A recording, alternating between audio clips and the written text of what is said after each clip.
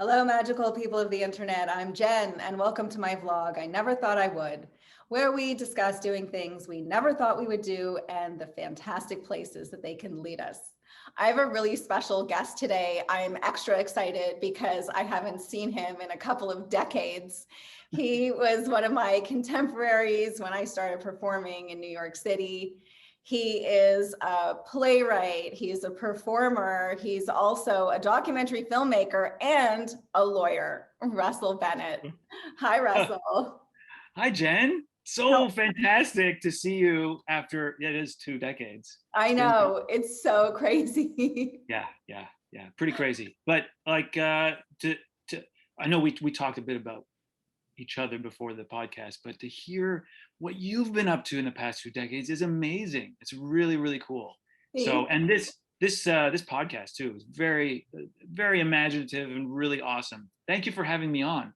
Oh, I'm so excited to talk to you. I'm always excited to have people I know on. And anytime I find out someone I know has a book, I'm like, okay, well, you gotta come on my show. And this show has been my saving grace during the pandemic and during the lockdown. It's been my sanity because as a creative, I can only go so long without having a chance to be in front of the camera or on the stage. Right? Exactly. Or else I'm gonna like spontaneously combust. there is an energy though, right? That you need to have that experience to be more fully yourself. That's why I've started a podcast too, because I just couldn't not connect with people and just be able to hear people's stories and share, I think it's about storytelling mostly for me. It's just like wanting to hear people's stories and sharing and enjoying and sharing those stories with other people too. Yes, exactly. And even though I've had plenty of opportunities to write and I've got quite a bit of writing done during the lockdown, it's not the same muscle that you get to flex when you're writing versus performing and connecting with people, like you said. Yes. So you have lived several lives. Yep. You've definitely bounced around. You've lived in many different places. You've done many different things. And I'm sure you have many stories about doing things you never thought you would do. So why don't you pick one of those for us today and let us know what it is and where it led you?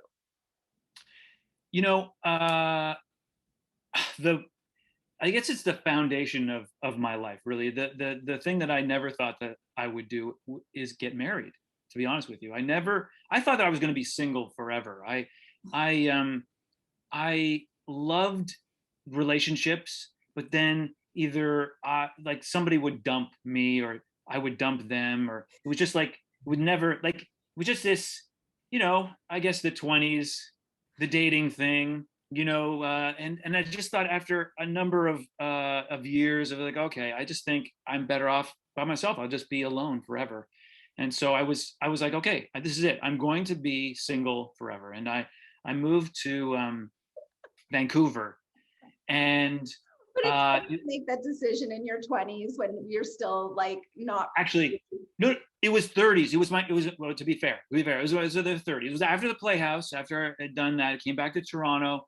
I started acting. I started, thinking about writing, and I was working as a lawyer with my dad, and that really pushed me to want to leave working with my dad, and I was like, how far away could I get from Toronto? I was like, I could go east, but west is farther. It's also in the mountains, and there's a weed culture there, and I really love weed, and I had this idea of a fringe show that I really wanted to make. It was a one-man show because this is a bit of a backstory, but I wanted to make a one-man show because I didn't get the rights to the one-man show that I saw in New York when I was going to the neighborhood playhouse and ushering. I ushered like crazy, and I saw this amazing show called Fully Committed, which was a one-man show, and it was the tour de force performance. This guy played like 40 characters in the span of 80 minutes. And he was like, I'd never seen a show like it before, where the first 5 minutes, 10 minutes, you're kind of like, I don't know if I can buy. And then all of a sudden, boom, you're in. And everything is like, oh my God, you forget there's one guy on the stage and you're in. And it's like he just leads you down this amazing journey. You're laughing, you're crying. And I was like, I gotta do it. I know I could do it as a performer, right? So I tried to get the rights in Toronto, couldn't get them because one of I don't know, one of the well-known comedians in the city got it, and so I auditioned for the understudy, and I came, but it was me and another guy for the understudy. I didn't get the understudy part, so I was like, oh, okay, you know what? I'm just going to write my own goddamn one-man show. That's the So, way to go. and I was like, okay, this is it. I'm leaving town and I'm going to do research in Vancouver for the underground pot industry. Okay. This was in 2003, 2004. So I moved to Vancouver and I had applied for the Fringe Festival Tour Lottery, which I won. Like I was one of like, I don't know, 5 people that won this lottery. It means I got to automatically entrance into 8 cities in Canada to do a Fringe show, but I didn't have a Fringe show. I didn't have a play. So I was like freaking out going, what have I done? So, and I had picked the bigger slot, which was the 75-minute slot. And so I set myself for like total failure to be able to do this. So I moved out to Vancouver and I'm teaching the Meisner technique out in Vancouver to try and make a little money while I'm trying to write this play. And I was already a lawyer at that point. So I had done a ton of research on the law, people getting busted, what it was like to get busted, what the underground grows look like. I had amassed like huge like boxes of stuff, newspaper clippings, you name it. I'd done everything. And so I had all this material and I had this idea, and I called it The Reefer Man.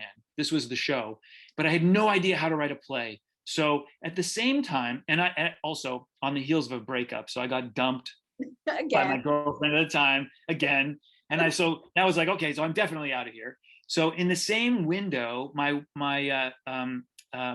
colleague from the Playhouse, her name was Jillian Stevensgill, and she was a year ahead of me at the Playhouse. We weren't friends really.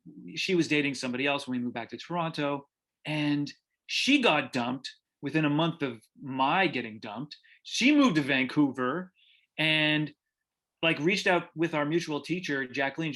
She kind of hooked us up and said, Russell, watch out for Jillian. She's coming, say hello. She wanted to team teach with me in my studio. And I was like, no way, man. Like I said, this is my class.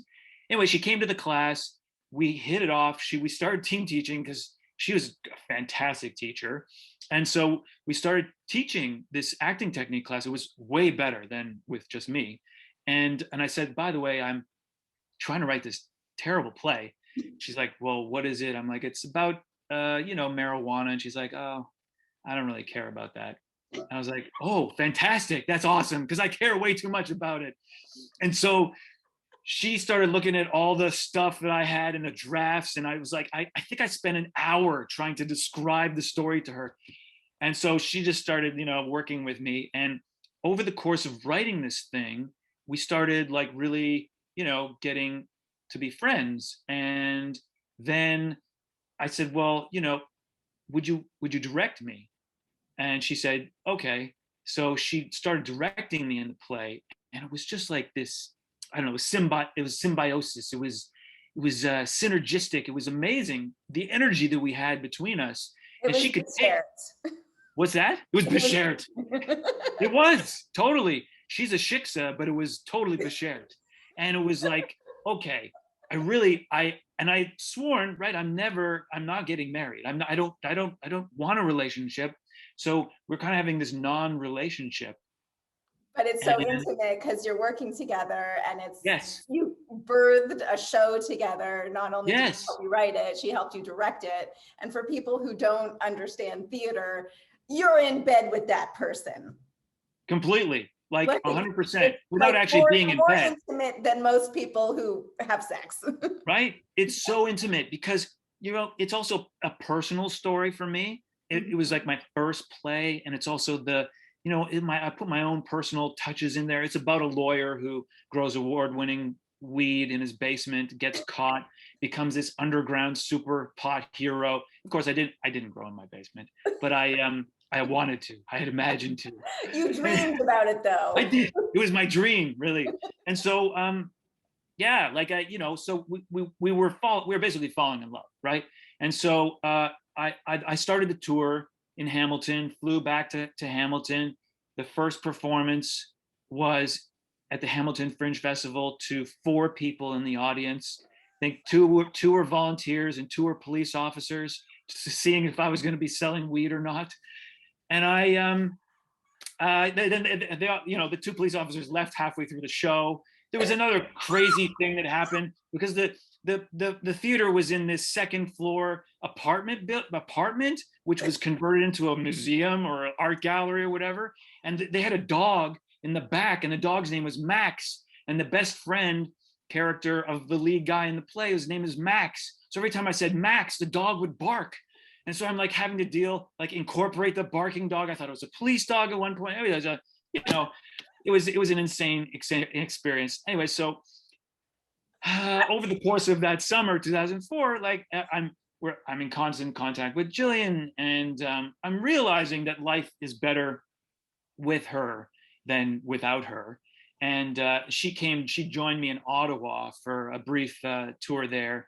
I think it was the 3rd city. And when she came out of the cab at Ottawa, I think it was Ottawa U. Yeah, it was like Ottawa U downtown. And I looked at her, I was like, oh my God, I'm going to marry this woman. And I just said it to myself. I was like, okay, I can't do it. No, I'm not doing it. I'm not doing it. I'm not going to do it. And anyway, months happened later. We're back in Vancouver, and sure enough, I think it's New Year's Eve, and I was planning on asking the question for Valentine's Day, but I couldn't wait. So New Year's Eve, we went to, there's a park across the street from where we live, this Sahaley Park, which means higher ground, and we walked around a little bit, and she knew that I was acting weird because I'm weird. And anyway, and I said, I popped the question, and she was floored. And this guy was walking by with like a carton of milk. And he was like, yeah. And she said yes. And that was it. We got married. We got married in 2007. Actually, we just celebrated our 14th year of marriage. And thank you. I can't believe it was like so every 7 years you kind of, your cells rejuvenate. You're a different person every 7 years. So it's like 2 cycles of 7 years with this woman, and we have definitely changed over the course of 14 years. But man, yeah, like I still feel really, really lucky. I still feel like, oh my God, it's Bashert. She gets me. She puts up with my crap. She calls me on my idiosyncrasies, and it's beautiful. It's total. I never thought I would get married, and yes, we got married. I'll just a little story about that. We got married on a blue moon. 2007. It was May 31st. It was a blue moon. We wanted to have a blue moon wedding in Tofino, and so we did this kind of destination wedding on the beach because. Wow. She's a water sign. I'm a goat, Capricorn's, land sign. And so the beach was like the meeting place between the water. She's a Pisces. And anyway, wow. So the beach was it. We put a chuppah up there, we broke the glass, we danced the hora. Half of it was Jewish, half of it wasn't. It was just like this beautiful ceremony. The clouds parted, the sun came out. It was like, magical. It was totally magical. And man, I just so blessed, so very blessed that I am married now. I can't, I never ever take this thing off. Right? Yeah. It's amazing. Yeah, that's my story. Well, and it's incredible how you weren't initially interested in her in a romantic way. Like, she was a business partner, and then she was a writing partner, and then she was directing you and helping you with your piece. And yeah. And especially as a creative, I think it's really important. I know both of you are taking a little break now from the creative world. You're raising your family, and it's yes. hard to keep a foot in the theater when you're raising children. It's really important, whether you're still working as a creative or not, for your partner to understand that that's who you are at your core. And that's totally. Like the essence of who you are. Just because it's not your job doesn't mean that you left that piece of you behind. Oh, no, I complain about leaving that piece behind all the time. I mean, we Yeah, and both. I'm sure she does too. I'm sure she does too, because she was in it just as much as you were. Totally, totally, totally. Yes. Yeah, and it's amazing because yeah, when you have that like creative part of you, you really need to be with somebody who totally gets it. And I don't know if your past relationships were with women who were creatives or who did get it, but maybe, you know, it didn't work out because you were meant to be with somebody who was your partner, not just in a romantic way, but in a creative way as well. Absolutely, definitely, definitely. And yeah, I did date other creative uh, women as well. But I don't know, there's something about Jillian that's so different and uh, open.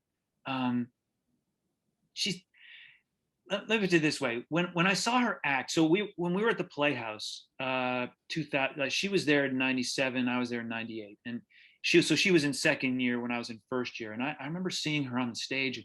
I just there was something, and we weren't friends then. In fact, it was the opposite of friends. When I first introduced me, because being a Canadian in New York, you're one of a handful of students in the studio, and so I was like, hey, hi, I'm Russell.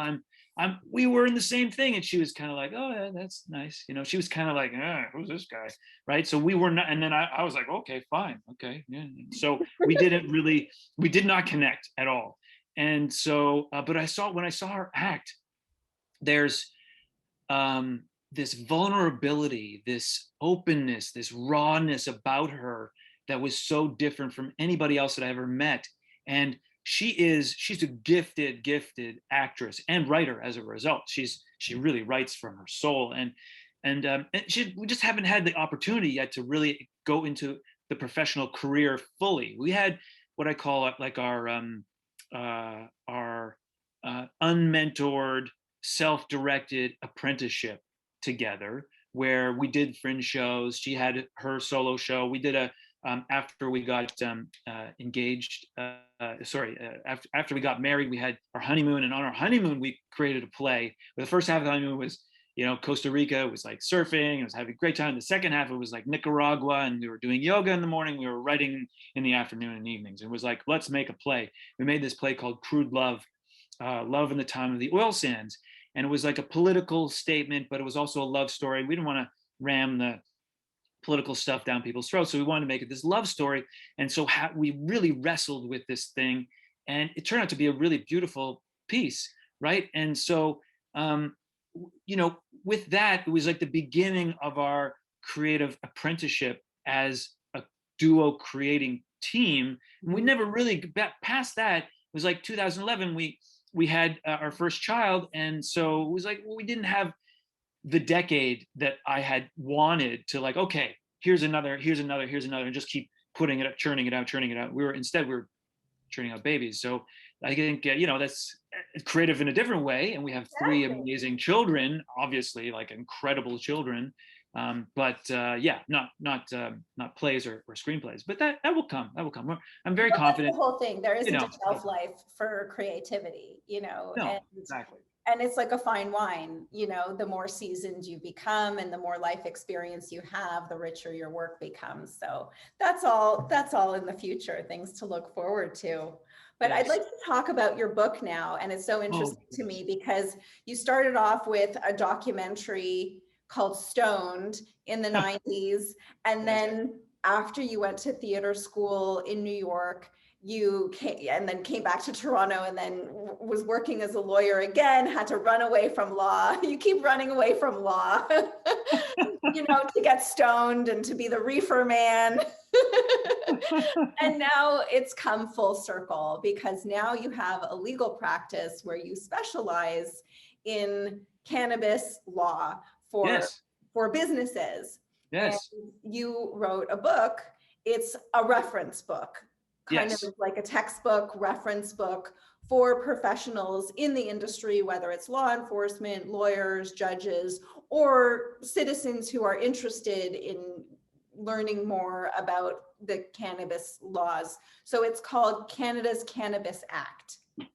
I got a copy right here. Yes, I always have a copy right here. This is the second, this is why it's all flagged. It's the second edition, because the third edition, I just finished the third manuscript. So this is the second edition. and it is a legal text, but I didn't want it to look like a legal text. I wanted to look like, something you'd buy in Chapters, or so that's why the publisher LexisNexis was very understanding of my vision, my creative vision for this book. And I got to, like, I don't know, if you take a look at LexisNexis website and you see the covers of books that they've got, they don't look like this. They look like, this, like, Yeah.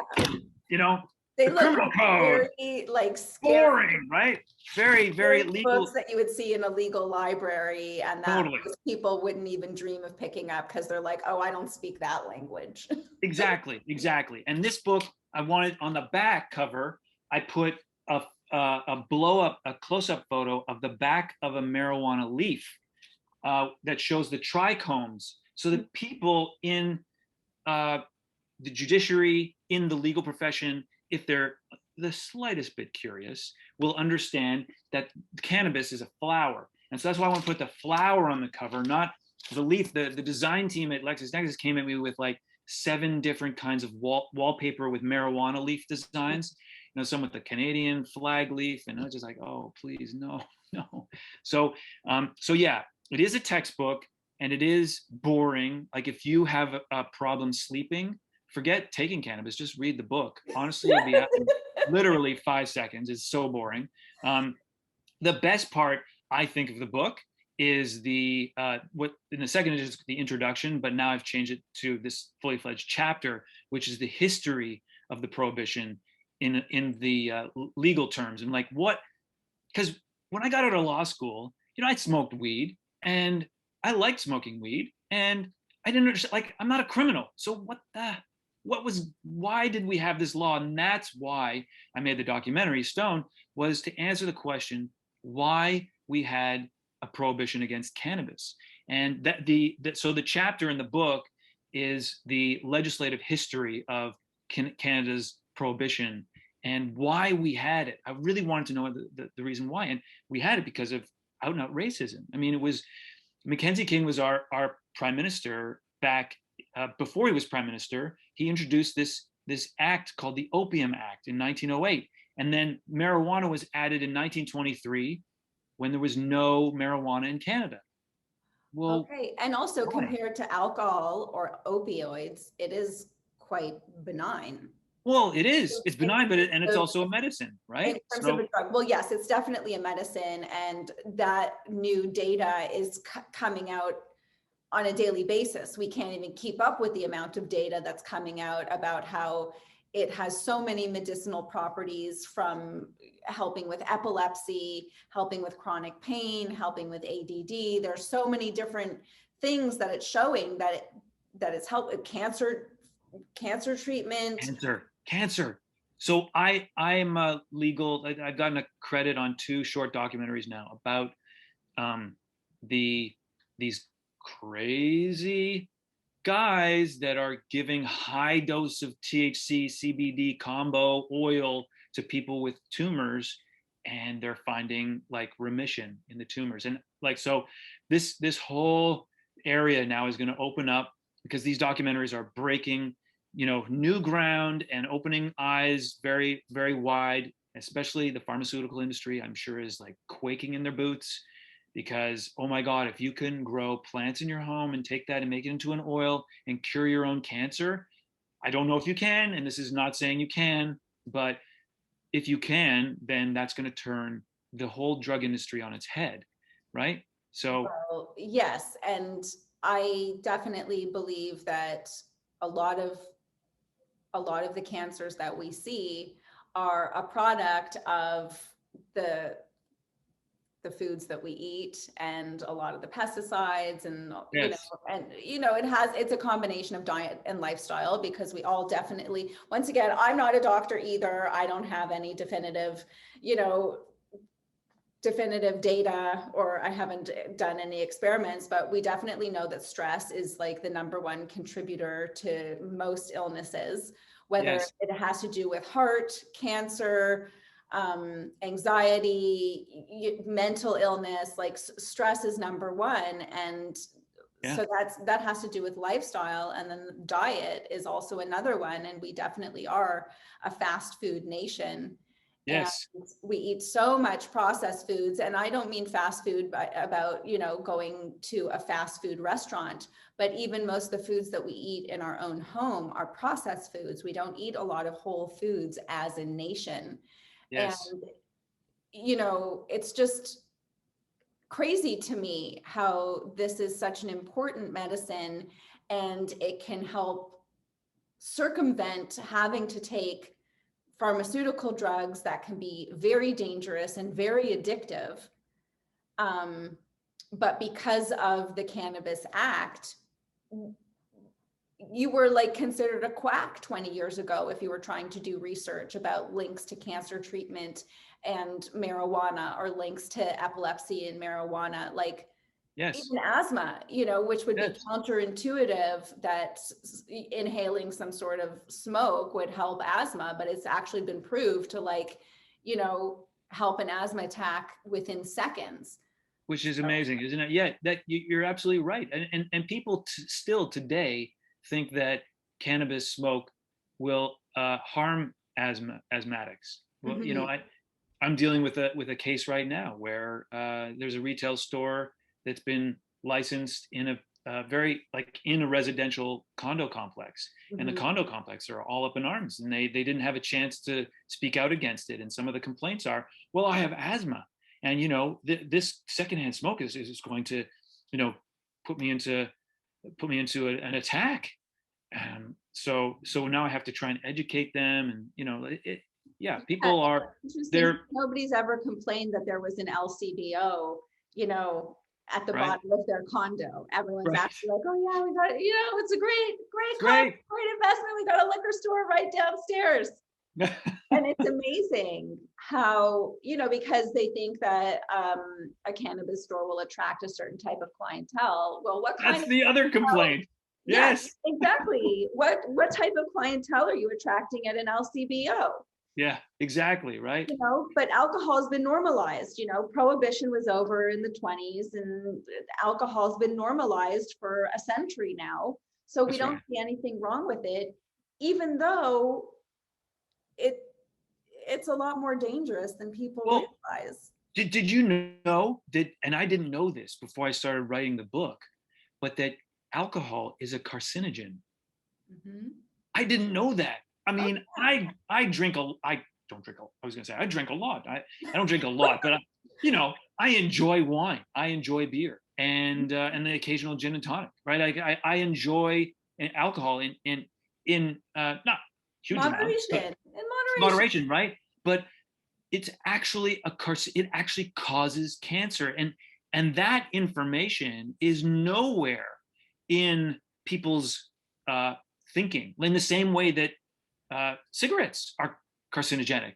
Mhm. So you don't think, oh well, I'm drinking wine, oh yeah, well it's like the same as having a cigarette. No, but it is. It actually causes cancer. So Well, what are we doing? especially with wine, there's so many competing ideas, because some people say, oh, you're supposed to drink a glass of red wine every day and it's good for your Oh, heart. and the converse is that cannabis has been normalized to be the demon weed, normalized and stigmatized to be this thing that, well, in the early days was you're gonna smoke the dried leaves, as Emily Murphy put it in her book, the black candle, and just kill your family with an axe.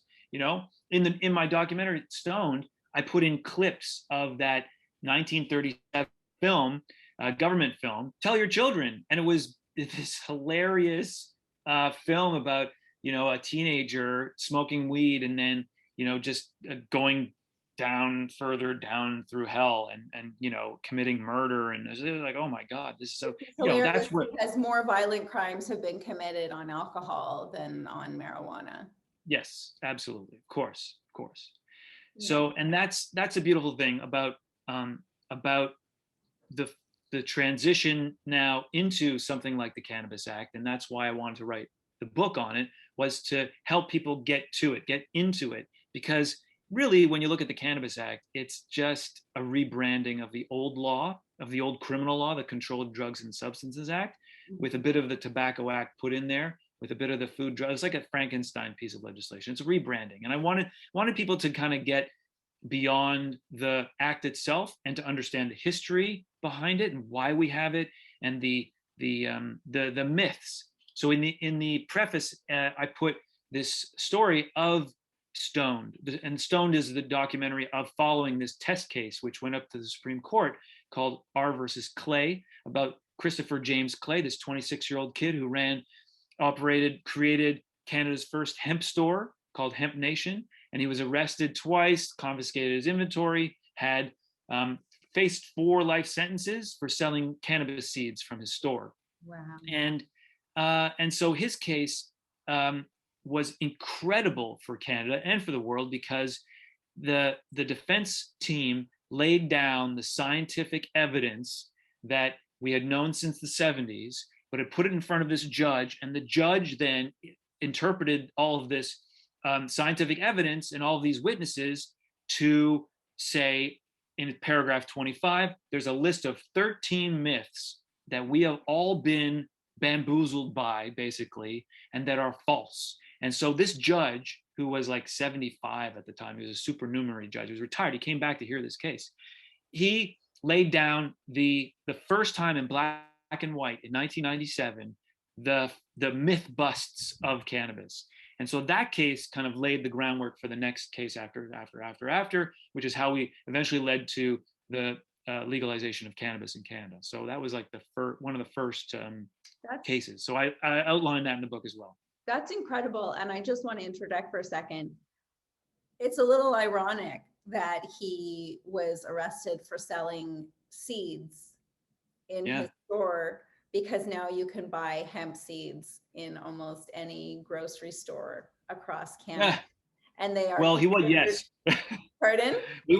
He wasn't selling hemp seeds to eat. These were seeds you could grow to grow your own. I understand that, but I'm just saying there is a parallel between, Yes, now it's like whatever. But even those seeds that he was selling to grow, you could still eat them. You could still shell them and eat them.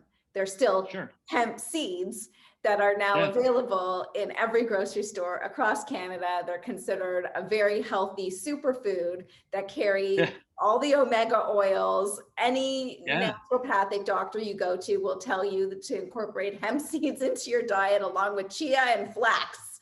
Right.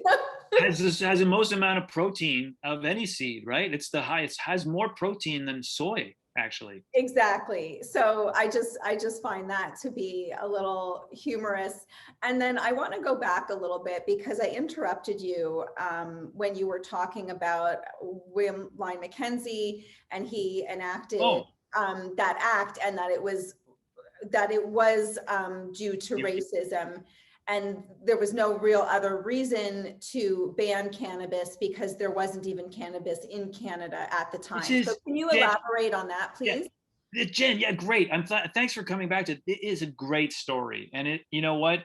Somebody's going to make a film about it. Anyway, maybe we will. Maybe, you never know. It's really cool, because it's not cool. Let me back up a second. The scenario in Canada at the turn of the 1800s to the 1900s was Chinese immigrants had come over to Canada, and they had basically built the railroad, because no Canadians wanted to do that work for as cheap as Chinese were paid. And then after the railroad was built, especially in Vancouver, Chinese immigrants didn't have anything to do, so they started competing with the white labor trade workers. And they were undercutting their jobs, right? And so there was racism brewing from the white workers against Chinese workers. And there was, in 1907, I don't know if you heard about this, but there was a riot. There was, I can't remember the name of their league. It was like the White League of Nation, League of something. Anyway, whatever it was called. I wrote in the book, but they started a parade in Vancouver against the Chinese, and wanted the Chinese to leave Canada. And so, the parade erupted into a riot, and somebody started throwing rocks and Molotov cocktails into the Chinese businesses, and there was fire and businesses burned down. And it was Makenzie King, who was the deputy minister of labor at the time. He was a young guy, but he came to Vancouver to hand out reparations to these Chinese businesses.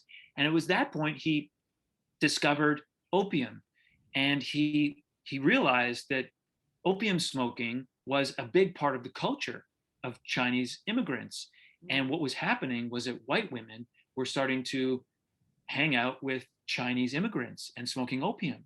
And he thought that was horrible, absolutely horrible. The mixing of the races, terrible. So he went back with an agenda to Parliament and drafted and got passed the Opium Act, which was an act to say, if you possess opium, we can arrest you, we can put you in jail. If you are selling opium, we can even export you from the country. And so it was one law and a series of other laws designed to get rid of Chinese Canadians out of our country. In fact, if you read Hansard, which is the notes, the minutes of politicians talking, debating in that day, you can read what was going on. And I read it, and it's insane to me how much time and energy was devoted between parliamentarians, obviously white parliamentarians, to kick Chinese Canadians out of the country. And so there was the Opium Act. They couldn't hold property. They couldn't vote. Chinese Canadians were handcuffed, basically. And so we had this law. And then cocaine was added to the law in 1911. Alcohol was added in the teens, I think, for a couple of years. But then, that was during the alcohol prohibition. And then 1923, get this, so 1923, and, history is not certain about this, but Emily Murphy, who was the first female judge in the entire British Empire, was in Edmonton. She was a magistrate in Edmonton, and she had written articles from Maclean's magazine, and it got put together in a book called The Black Candle. And I'm just looking here, where's the Black Candle? You got to see this cover. So these articles were put together in this book, and this is the book, The Black Candle. Oh, wow. And so she wrote this chapter called Marijuana, a New Menace. And here it is, Marijuana, a New Menace. And she basically quotes a lot of the chief of police of Los Angeles, who is talking about Mexicans and how they're slack-jawed, lazy, good for nothings, and they're taking this thing called marijuana, and it could be also come from hash, which is derived from the Arabic assassin. I mean, the racism, unfortunately, because she's one of the founding women of our country, there's a statue of her in Ottawa, as one of the first female leaders of our country. She's so racist, and that kind of mentality, plus you see the parliamentarian debate as well, talking about the need to get Chinese Canadians out still in the 20s. There's no debate at all in Parliament about cannabis. In fact, the only thing in Hansard about it is one sentence. It's, there is a new drug in the schedule. And that's it. Before that and after that, it's all about getting Chinese Canadians out of the country. So there was no scientific research. There was nothing. It was all based on racism. And that's the legacy that started the next 95 years of prohibition, of cannabis prohibition. That's what we are facing today. And so trying to explain that to people in 5 minutes or less is challenging, but it's also, they've got all of the other myths embedded, like you were saying, asthma, it's going to hurt my asthma, or it's going to cause me brain damage, or the Nancy Reagan just say no, this is your brain on drugs baloney that we learned in the 80s. So all of that stuff is just myths. And so it's just a relief now that we have science as our guidepost, science backing things up. We can push this thing forward, hopefully, and create great medicines for people, decentralized, not with these big pharmaceutical companies. It's so horrifying to me to learn that so much of our history is predicated on just trying to separate people. Yes, it's really tragic, and it's a shameful part of our history. and it's not taught. I mean, the news release of the residential school children, the mass grave. It's Yes. just like that kind of that we're talking about, and that's within the last 100 years, these atrocities are happening in our country, and it's so angering and pathetic that to think that these small-minded people were allowed to have so much power. I guess that's part of why I'm driven to create stories, not just help people in terms of a legal career, but eventually go back to storytelling too, right? And to, I guess, in a way, storytelling is to try and right the wrongs of history and to show the current generation how misguided, how small-minded, how, as you said, the boundaries in people's minds were so fixed and rigid and fueled by hate and fueled by fear instead of love and respect and generosity and trust, and so those are dark times, right? And those are things that we need to shine light on in order to move beyond, in order to develop and grow and become better humans, and have hope for our future. Right? I mean, because where are we going now? We all know we're in the sinking ship. We all know we're moving deck chairs on the Titanic here with climate change. We all know that, and so like we have to come together as a little marble in the middle of the cosmos. We got to come together, folks, and figure this out. And we all look different. Who cares? We're all sharing the same ship. And if it goes down, we all go down with it. There's no separation. I mean, you may have a few that'll travel to Mars with Elon, but who knows? Like, even that's like just that's a whole other discussion.